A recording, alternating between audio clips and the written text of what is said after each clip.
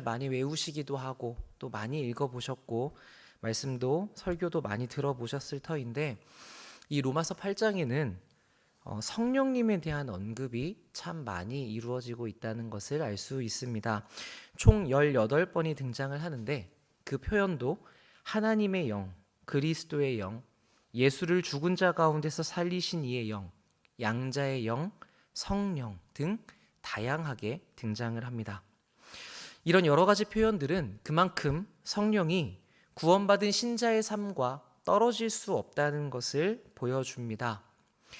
그리스도인은 누구인가? 라는 질문에 가장 짧고 성경적인 대답은 그리스도의 영이 거하는 사람이죠.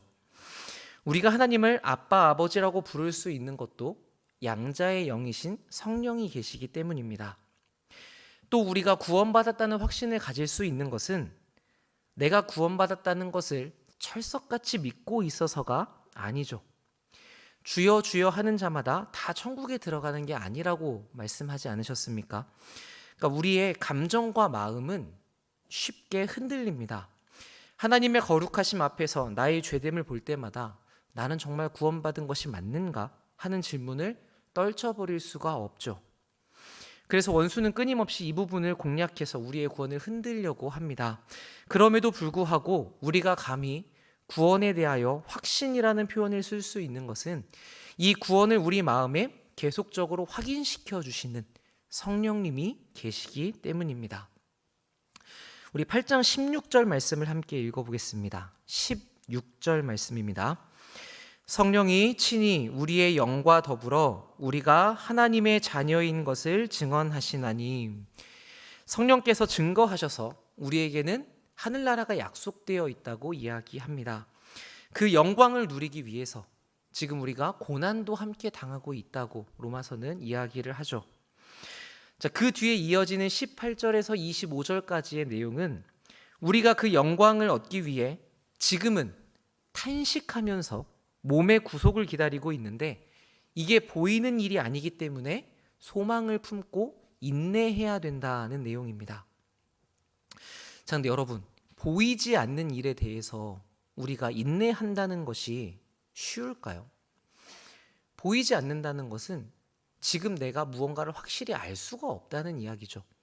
그러면 그 확실히 알 수 없는 것을 얻기 위해서 기다린다는 것은 우리에게 참 어려운 일입니다.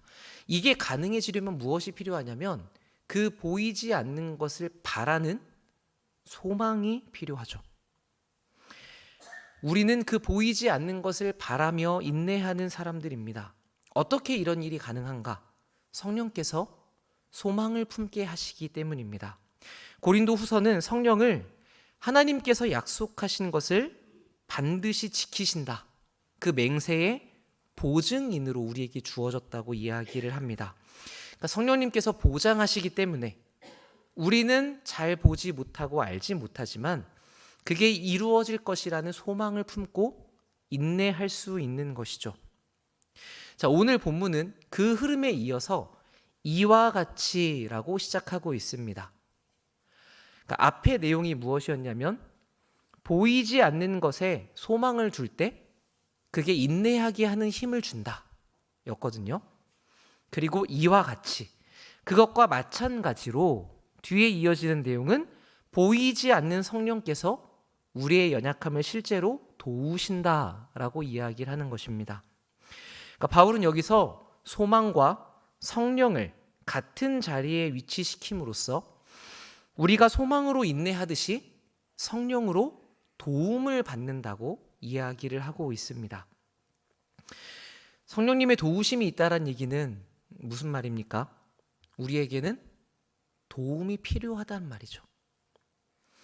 우리가 어떤 문제에 있어서 도움이 필요한가? 그것을 연약함이라고 이야기를 얘기합니다.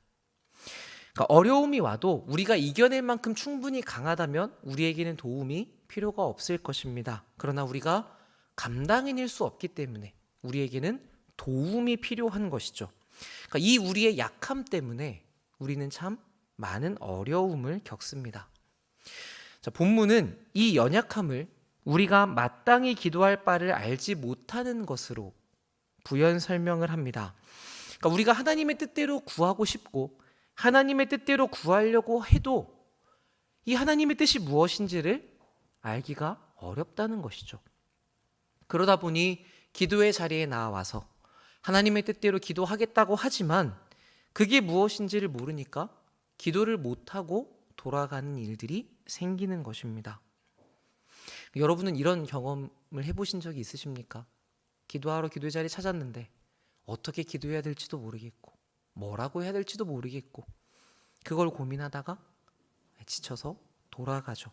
그러면 참 우리의 심정이 복잡합니다. 제가 한 목사님의 이야기를 전해 들은 적이 있습니다. 사모님께서 어느 날 뇌경색으로 쓰러지셔서 전신마비가 되셨대요. 그래서 자녀 2명을 돌보면서 목회를 하신다는 그런 소식이었습니다. 사모님의 도움을 받으면서 목회를 해도 쉽지 않은 일인데 이 일을 혼자 하시면서 사모님의 간병까지 하시고 또 2 아이를 돌보아야 하니까 얼마나 힘드셨겠습니까? 그래서 이 목사님이 정말 매번 기도하셨답니다. 하나님, 제발 고쳐주십시오. 제발 도와주십시오라고 정말 간절하게 기도하셨는데 그 회복되지 않은 그대로 10년 이상의 시간이 흘렀다고 합니다. 사실 저는 이게 얼마나 힘들지 잘 상상이 가진 않는데 이 목사님께서 그 일이 너무나 힘들다 보니까 나중에는 차라리 주님, 이 아내를 데려가 주시면 좋겠습니다 라는 기도가 나올 정도였다고 하셨다고 합니다. 자, 이런 상황이라면 여러분은 어떻게 기도하는 것이 하나님의 뜻이라고 생각이 되십니까? 안 그래도 기도하기가 참 어려운데 하나님의 뜻이 무엇인지 모르면 기도하기가 참 어렵습니다. 이 특별한 상황에서는 더욱 그런 것 같습니다. 하나님께서 왜 이런 일을 주셨는가? 우리가 파악조차 하기 어려울 때 그때는 정말 뭐라고 기도해야 될지 참 어렵죠. 우리는 보통 이 신앙이 성숙할수록 하나님의 뜻을 더 잘 알게 될 것이라고 기대합니다. 그리고 대체로 그렇습니다. 그런데 어떤 면에서는 미성숙한 사람일수록 고민 없이 기도하는 것 같기도 합니다. 그러니까 내가 원하는 것을 하나님께 달라고 아이처럼 떼를 쓰기 때문에 그렇죠. 이런 부분에서는 성숙한 사람일수록 하나님의 뜻을 찾고자 하는데 이 하나님의 뜻이 감추어져 있으니까 도대체 어떻게 기도해야 하는가 여기서부터 막막할 때가 있습니다. 이런 우리의 연약함 때문에 우리는 종종 하나님께 잘못된 것을 구하기도 하죠. 여러분, 우리는 잘못된 기도를 할 수 있을까요? 없을까요? 기도라는 건 많이 할수록 좋은 것이지 않습니까? 그런데 우리가 드리는 기도가 하나님께서 원하시지 않는 하나님의 뜻에 정확히 반대되는 기도일 수도 있습니다. 그러니까 기도하면 좋다, 마냥 좋은 것이 아니죠. 근데 우리가 그렇게 잘못 기도하더라도 우리의 그 연약함을 아시고 부족함을 아시는 하나님께서 감안하고 이해하고 간과하며 들어주시는 것입니다. 그러니까 모세도 그랬죠. 신명기 3장을 보시면 모세가 이렇게 기도합니다. 하나님께서 큰 권능을 내 앞에 보이며 이스라엘을 인도하셨으니 하나님 이제 나도 가나안에 들어가게 해주십시오. 그런데 하나님의 대답은 그만해도 족하다. 그러니까 모세가 정말 열심히 기도했었나 봐요. 이제 그만해도 충분하니 그 얘기로 나한테 다시 이야기하지 말라 였습니다. 바울의 기도도 잘 아시죠? 고린도서 12장에서 내가 주님의 일을 감당하는데 이 육체의 가시가 너무 큰 방해가 됩니다. 그러니까 떠나가게 해주십시오라고 기도했습니다. 그러니까 우리가 보기에는 참 대단한 기도죠. 뭔가 대단한 것을 얻겠다는 것도 아니고 하나님의 일을 하는데 이게 방해가 되니까 치워주십시오 이런 거였습니다. 그런데 하나님의 대답이 무엇이었습니까? 내 은혜가 너에게 족하다, 충분하다, 나의 능력이 약한 데서 온전해진다 였습니다. 여러분, 세상에 어떤 능력이 약하게 있으라고 이야기를 합니까? 약한 건 능력이라고 이야기할 수가 없죠. 그런데 이렇게 세상의 법칙과는 다른 하나님이 일하시는 원리가 있다는 것을 발견하게 되는 것이죠. 하나님의 생각은 우리의 생각과 많이 다릅니다. 그래서 하나님은 자신의 때와 자신의 계획을 따라 일을 하시는데 우리는 내 생각이 마치 이 하나님의 뜻에 부합하다는 확신을 가지고 기도하는 경우가 많습니다. 그러니까 이것이 기도에 있어서 우리의 연약함일 수 있죠. 우리는 무엇이 하나님의 선하신 계획인지 나에게 유익한 일인지 잘 모를 때가 많습니다. 그러다가 바울처럼 하나님께서 그거 아니야 라고 말씀하시면 그때야 비로소 이게 아니구나 라고 하나님의 일하시는 법을 배워가게 되는 것이죠. 그러니까 그렇게 우리가 성숙해가고 우리의 기도도 변해갑니다. 그래서 우리는 이 기도의 자리에서 큰 고민 없이 무작정 기도를 시작하는 것은 피하는 것이 좋습니다. 하나님 앞에서 이 우리의 연약함을 염두에 두어야 하는 것이죠. 기도할 때 내가 지금 구하고자 하는 방향이 하나님의 말씀에 부합한가? 이게 정말 하나님께서 기뻐하실 기도인가 고민하면서 그 내용을 하나님께 아뢰어야 하는 것입니다. 자, 그럼 우리가 곤란해지는 경우가 있죠. 내가 하나님의 뜻을 잘 모르겠다 싶을 때에는 어떻게 기도를 해야 하는가? 모르니까 기도를 못하겠다라기보다는 이 순간에는 우리가 하나님 앞에 나아갈 수 있다라는 사실을 먼저 기억하시는 것이 좋습니다. 그러니까 어떻게 기도해야 하는가 보다 내가 하나님 앞에 나아갈 수 있는 존재가 되었다는 것이 우선하는 것이죠. 히브리서 4장 16절은 이렇게 얘기합니다. 우리는 긍휼하심을 받고 때를 따라 돕는 은혜를 얻기 위하여 은혜의 보좌 앞에 담대히 나아가야 한다. 그러니까 때를 따라 돕는 은혜가 있습니다. 하나님께서 항상 우리에게 은혜를 주시되 우리의 필요한 때마다 공급해 주시는 영역들이 다릅니다. 그러니까 내가 기도할 바를 잘 모르겠다라고 생각이 되신다면 일단 그 상태 그대로 하나님 앞에 나아가는 것이 우선입니다. 나에게 상 주시는 분께 가셔서 내가 기도할 바를 모르겠다는 것 자체도 하나님께 물어보시고 거기서 내가 할 수 있는 최선의 기도를 드리시고 하나님께 맡기시는 것이 필요합니다. 여기서 우리가 중요하게 생각할 점 한 가지는 내가 하나님의 뜻을 아는 것과 하나님을 신뢰하는 것은 별개의 문제라는 것입니다. 앞날이 창창했던 열심히 있는 젊은 사역자가 한 명 있었습니다. 그런데 39살의 나이, 그러니까 지금 제 나이거든요. 39살의 나이에 암을 선고받게 되었습니다. 그러니까 열심히 사역을 하던 이 사역자의 입장에서는 상상하지 못했던 일이 벌어진 것이죠. 그래서 사역을 다 내려놓고 삶의 모든 패턴들이 다 변하게 되었습니다. 그 뒤로는 수년간 이 암투병을 계속하면서 이제 암 환자들을 격려하면서 지내고 계시다고 합니다. 근데 이분이 쓴 책에 담담하게 이런 고백이 있었습니다. 내가 하나님을 바라보는데 이 암이 과연 무슨 의미가 있는가? 하나님은 나에게 장수의 빚을 지신 분이 아니시다. 예수 안에 있는 풍성한 삶은 수명의 길이로 인해 제한받을 수 없다. 그러니까 우리가 하나님의 뜻을 명확히 알지 못한다고 하더라도 하나님께 나아갈 수 있고 하나님을 신뢰할 수 있습니다. 그러니까 우리에게 벌어진 어떤 상황은 우리가 하나님을 바라보는 것과는 별개라는 것이죠. 욥이 이것을 잘 보여주었죠. 자기에게 닥친 고통의 이유를 질문하는 이 욥에게 하나님께서 일일이 내가 이래서 그랬고 그래서 그렇게 했다라고 답해주지 않으셨습니다. 그냥 그 욥을 만나주셨죠. 그러니까 자기의 모든 질문을 넘어선 이 하나님을 마주하게 된 욥은 더 이상 거기서 질문하지 않았습니다. 그러니까 하나님 그분 자체가 그대로 답이 되어주신 것이죠. 우리도 하나님께 수많은 질문들을 쏟아놓을 때가 있죠. 하나님 왜 그러셨습니까? 무엇 때문에 그러십니까? 지금 어떻게 하기를 원하십니까? 그 질문들을 다 쏟아붓다가 어느 순간 이 하나님을 마주하게 되면 이 모든 질문들이 잠잠해지는 경험을 하는 때가 있죠.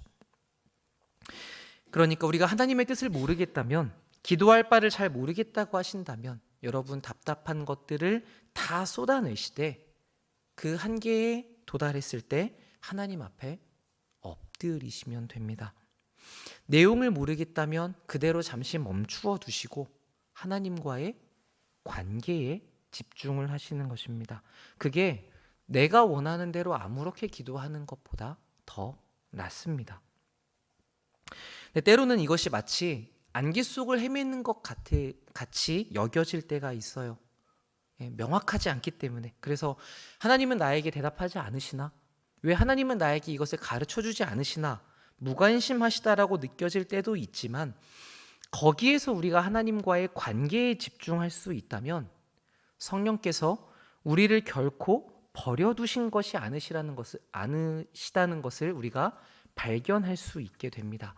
26절이 그것을 이야기하고 있죠. 우리 함께 읽어보도록 하겠습니다.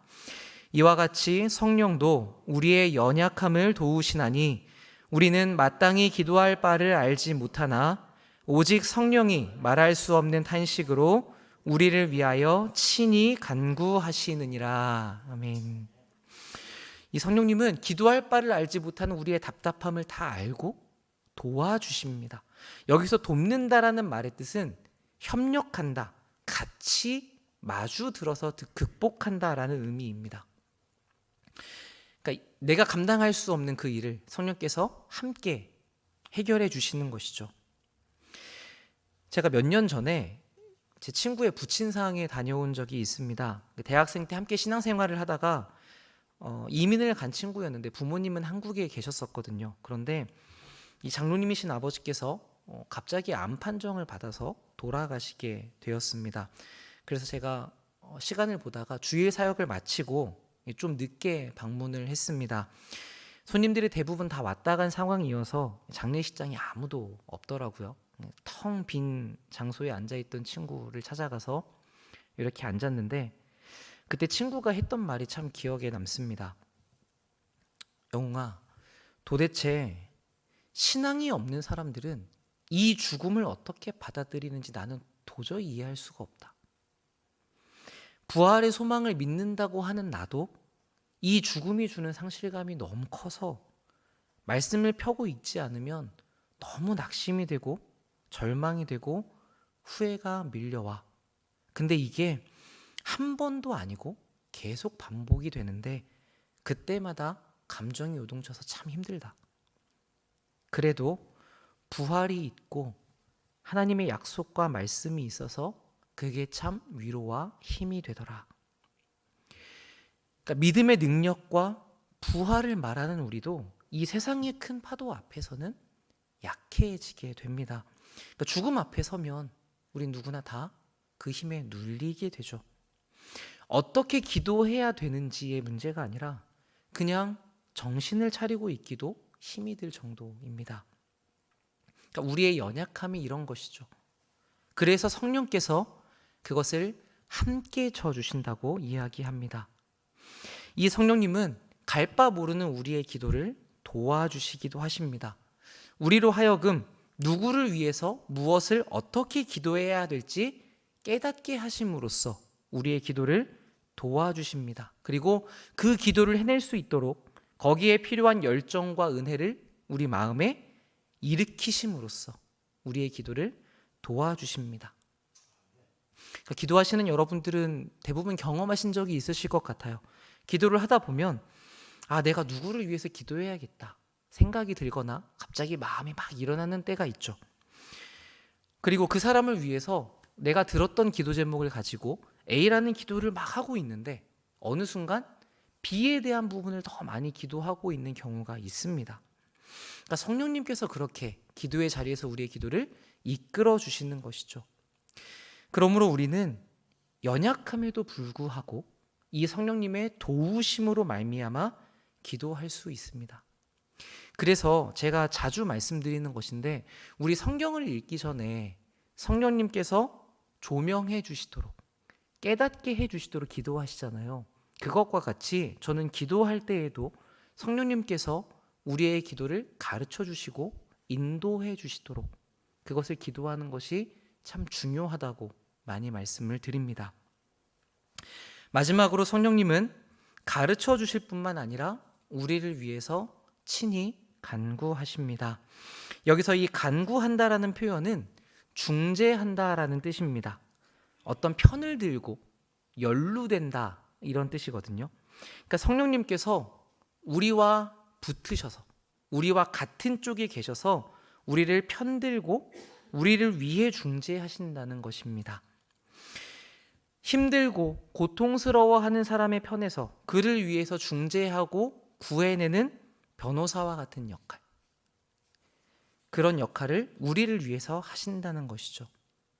그러니까 여러분, 우리는 기도가 안 될 때, 기도를 못할 때, 기도를 내가 해야 되는데 기도를 못한다고 자책하는 경우가 참 많이 있거든요.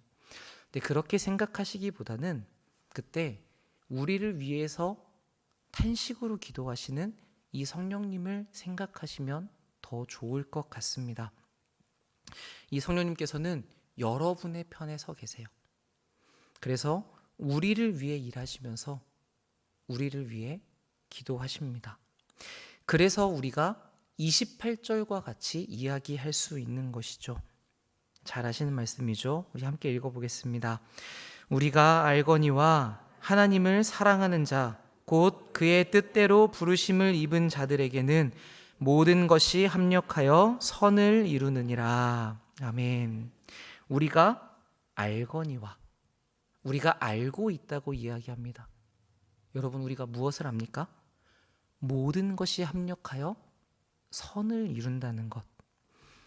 모든 것이, 여러분이 겪는 모든 일이, 좋은 일, 슬픈 일, 기쁜 일, 아픈 일, 우리가 겪는 이 모든 일이 우리와 함께 계시는 성령님으로 말미암아 선으로 이루어진다고 이야기를 합니다. 여러분, 이 지점이 저는 우리의 기도가 머물게 되는 종착점이라고 생각합니다. 어디에서 시작하든지 간에 우리에게 주어진 모든 것들이 다 하나님이 선으로 행하신다. 여기까지 우리의 기도가 도달할 수 있으면 좋겠습니다. 우리 어떻게 기도해야 될지 모르겠는 때, 아니면 기도의 자리에 앉아 있는 게 너무 힘들어서 뛰쳐나가고 싶을 때, 그럴 때가 우리에게 종종 찾아오는데, 여러분, 그때마다 나를 위해서 기도하신 이 성령님을 기억하시고 우리 주님의 옷자락이라도 붙들고 계십시오. 그러면 거기서 분명히 이 성령님의 일하심을 경험하시게 될 것입니다. 우리 이제 기도하실 텐데, 오늘 기도하실 때 이 성령 하나님, 나와 함께 계시고 내 연약함을 도우시고 기도할 수 없을 때 나를 위해 친히 간구하시는 이 성령님의 일하심을 뜨겁게 경험하는 오늘 밤이 되시기를 축복합니다.